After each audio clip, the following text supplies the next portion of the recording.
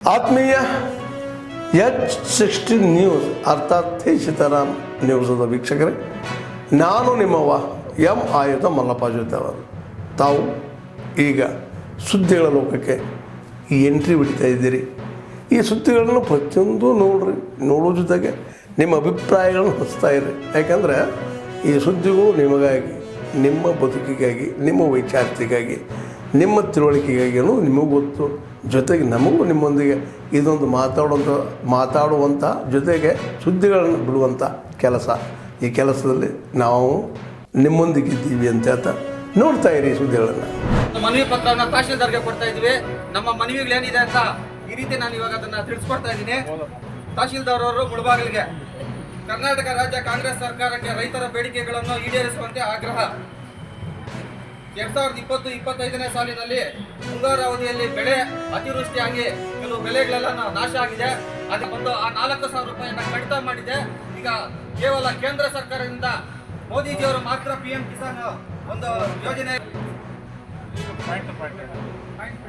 30 ರೂಪಾಯಿ ಮಾಡಿದ್ದಾರೆ. ಬಿತ್ತನೆ ಬೀಜಗಳು ರಾಗಿ, ನಮ್ಮ ಕೋಲಾರ ಜಿಲ್ಲೆಯಲ್ಲಿ ರಾಗಿ ಏರಳವಾಗಿ ಬೆಳಿತೀವಿ. ನಮ್ಮ ಮೂಲ ಆಹಾರ ರಾಗಿ ಆಗಿರುತ್ತೆ. ಅದು ಮೊದಲು ಯಡಿಯೂರಪ್ಪನವರಿದ್ದಾಗ 125 ರೂಪಾಯಿ 5 kg ಬಿತ್ತನೆ ಬೀಜ ಇತ್ತು. ಇವಾಗ ಅದು 250-300 ರೂಪಾಯಿ ಆಗಿದೆ. ಅದನ್ನೆಲ್ಲನೂ ರಾಗಿ ಜಾಸ್ತಿ ಆಗಿದೆ, ಬಿತ್ತನೆ ಬೀಜ ಬೆಲೆ, ತೊಗರಿ ಜಾಸ್ತಿ ಆಗಿದೆ, ಕಡಲೆಕಾಯಿ ಜಾಸ್ತಿ ಆಗಿದೆ. ಈ ರೀತಿ ರೈತರದ್ದು ಹೇಳ್ತಾ ಹೋದ್ರೆ ಇವತ್ತು ಟೈಮೇ ಸಾಕಾಗೋದಿಲ್ಲ. ಜೋಳ ಬೀದಿನಲ್ಲಿ ಹಾಕಿ ನಮ್ಮ ರೈತರು ಪ್ರತಿಭಟನೆ ಮಾಡ್ತಾ ಇದ್ದಾರೆ. 15-16 ರೂಪಾಯಿ ಒಂದು ಕೆಜಿ, ಒಂದು ಕ್ವಿಂಟಲ್ಗೆ 1,500 ರೂಪಾಯಿ. 1,500 ರೂಪಾಯಿ ಅಂದ್ರೆ ಒಂದು ಮೂಟೆ DSP ಇವತ್ತು 1,350 ಇದೆ. ಕಾಂಪ್ಲೆಕ್ಸ್ 10-20 2,000 ರೂಪಾಯಿ ಟಚ್ ಆಗಿದೆ. SSP ಕೊಟ್ಟು ಖರೀದಿ ಮಾಡಬೇಕು ಅಂತ BJP ರೈತ ಮೋರ್ಚಾ ಕರ್ನಾಟಕ ಸರ್ಕಾರವನ್ನು ಆಗ್ರಹ ಮಾಡ್ತಾ ಇದೆ. बोलो भारत माता की जय, बीजेपी रैत मोर्चा की जय, ರೈತ ವಿರೋಧಿ ಕಾಂಗ್ರೆಸ್ ಸರ್ಕಾರಕ್ಕೆ ಸೀಟಿಗಾಗಿ ಕಿತ್ತಾಡುತ್ತಿರುವ ಕಾಂಗ್ರೆಸ್ ಸರ್ಕಾರಕ್ಕೆ ಎರಡು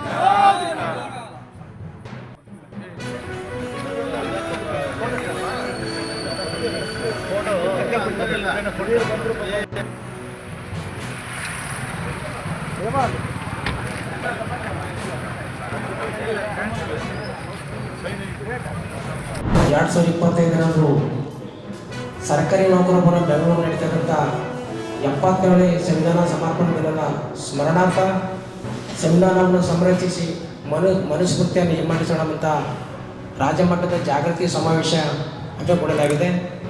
ಈ ಸಮಾವೇಶವನ್ನು ಕರ್ನಾಟಕ ದಿವ್ಯ ಸಂಘರ್ಷ ಸಮಿತಿಯ ರಾಜ್ಯ ಸಂಚಾಲಕರಾದಂಥ ಯಣ್ಣೂರು ಶ್ರೀನಿವಾಸ ಅವರ ನೇತೃತ್ವ ನಡೀತದೆ.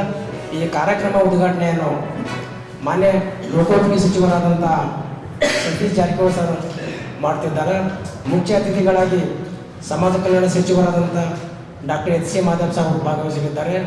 ಅದೇ ರೀತಿಯಾಗಿ ಆಹಾರ ಮತ್ತು ನಾಗರಿಕೆಯ ಸೌರಭ್ಯ ಸಚಿವರಾದಂಥ KH ಮುನಿಯಪ್ಪ ಸರ್ ಭಾಗವಹಿಸಿದ್ದಾರೆ. ಮತ್ತು ಅತಿಥಿಗಳಾಗಿ ವಿಧಾನ ಪರಿಷತ್ತಿನ ಸದಸ್ಯರಾದಂಥ SP ಸುಧಮ್ದಾಸ್ ಸರ್ ಅವರು, ರಮೇಶ್ ಬಾಬು ಅವರು ಭಾಗವಹಿಸಲಿದ್ದಾರೆ. ಮತ್ತು ಈ ಕಾರ್ಯಕ್ರಮದ ಅಧ್ಯಕ್ಷತೆಯನ್ನು M ದೇವದಾಸ್ ದಲಿತ ಹಿರಿಯ ಮುಖಂಡರು ಚಿಕ್ಕಮಗಳೂರು ಅಧ್ಯಕ್ಷತೆ ವಹಿಸಿಕೊಳ್ಳಿರೋದು. ಪ್ರಾಸ್ತಾವಿಕವಾಗಿ ನಮ್ಮ ರಾಜ್ಯ ಸಂಚಾಲಕರಾದಂಥ ಶ್ರೀನಿವಾಸ್ ಯಣ್ಣೂರು ಸರ್ ಅವರು ಮಾತನಾಡಿದ್ದಾರೆ. ಈ ಕಾರ್ಯಕ್ರಮ ಉದ್ದೇಶ ಏನಿವತ್ತ ಸಂವಿಧಾನವನ್ನು ಸಂರಕ್ಷಿಸಿ ಮನುಷ್ಯನ ಹಿಮ್ಮೆಟ್ಟಿಸಿದ ಕಾರ್ಯಕ್ರಮದ ನಿಮಿತ್ತವಾಗಿ ಏನಿವತ್ತ ದೇಶದಲ್ಲಿ RSS ಮತ್ತು BJP ಅಂತ ಮನುವಾದಿಗಳು ಮತ್ತೆ ಇವನು ಮನುಸ್ಮೃತಿಯನ್ನು ಜಾರಿಗೆ ತರಬೇಕಂತ ಹುನ್ನಾರ ಉದ್ದೇಶಿ ಹಲವಾರು ಪ್ರಗತಿಪರ ಚಿಂತಕರು ಈ ಕಾರ್ಯ ಉದ್ದೇಶಿ ಮಾತನಾಡ್ತಾರೆ. ನಾವು ಇವತ್ತು ಗುಲ್ಬರ್ಗದಿಂದ ಈ ಸಮಾವೇಶಕ್ಕೆ 100 ಜನ ಸಂಸ್ಥೆ ಕಾರ್ಯಕರ್ತರನ್ನು ಅದರ ಕಾರ್ಯಕ್ರಮದಲ್ಲಿ ಭಾಗವಹಿಸುತ್ತೇವೆ. ಹೀಗಾಗಿ ಈ ಕಾರ್ಯಕ್ರಮಕ್ಕೆ ಪ್ರಗತಿಪರ ಚಿಂತಕರು, ಸಾಹಿತಿಗಳು, ವಿಚಾರವಂತರು ಹೆಚ್ಚಿನ ಸಂಖ್ಯೆಯಲ್ಲಿ ಭಾಗವಹಿಸಬೇಕಂತೇಳಿ ಮನವಿ ಮಾಡಿಕೊಡ್ತೇವೆ. ಈಗ ಸರ್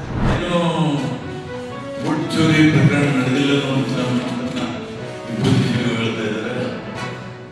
ಅದು ಸರಿಯಲ್ಲ. ನೀವೆಲ್ಲ ಬಂದು ಆನಂದಕ್ಕೆ ಬಂದು ನೀವು ನೋಡಬೇಕು ಅಂತೇಳಿ ಅವರಿಗೆ ಆಹ್ವಾನ ಕೊಟ್ಟೆ.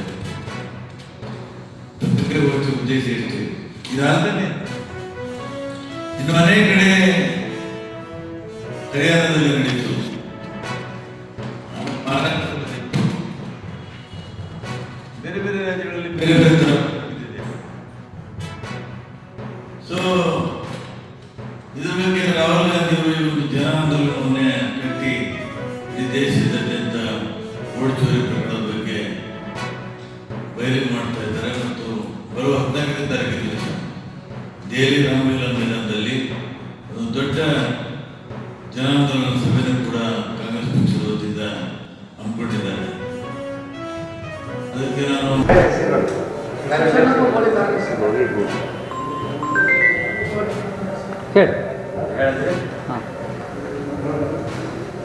ಜಗತ್ ಬಡಾವಣೆಯ ಶ್ರೀ ಮೈರಾನ್ ದೇವಸ್ಥಾನ ಸಮಿತಿಯ ಸದಸ್ಯರು ಇದ್ದಾರೆ.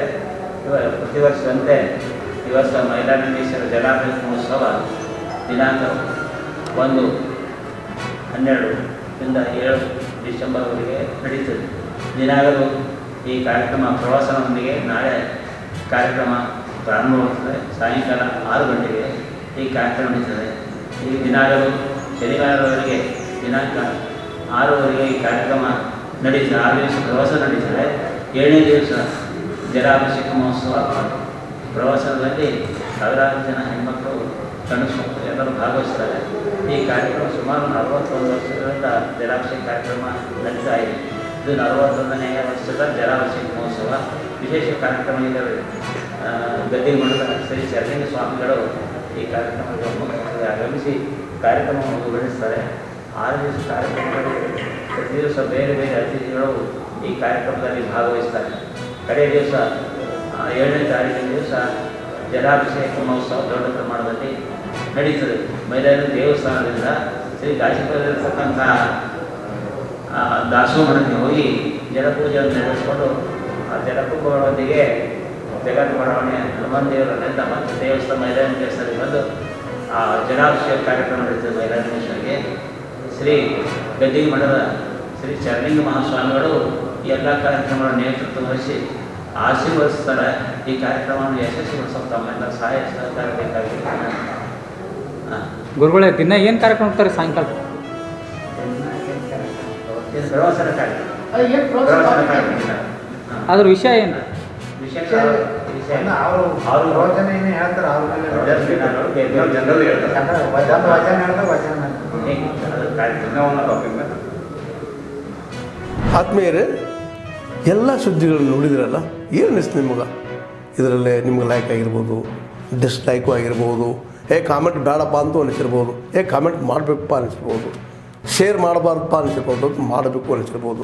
ಏನಾದರೂ ಆಗಲಿ ಶೇರ್ ಮಾಡ್ತಾಯಿರಿ, ಈ ನ್ಯೂಸ್ಗಳನ್ನ ಹಂಚ್ತಾ ಇರಿ, ಜೊತೆಗೆ ಇದಕ್ಕೆ ಸಬ್ಸ್ಕ್ರೈಬ್ ಆಗ್ತಾಯಿರಿ ಅಂತ ಹೇಳ್ತಾ H16 ನ್ಯೂಸ್ ಅರ್ಥಾತ್ ಹೇ ಸೀತಾರಾಮ್, ಇದು ಸತ್ಯದ ಕೈಗೆ ನಡಿ. ವಂದನೆಗಳು.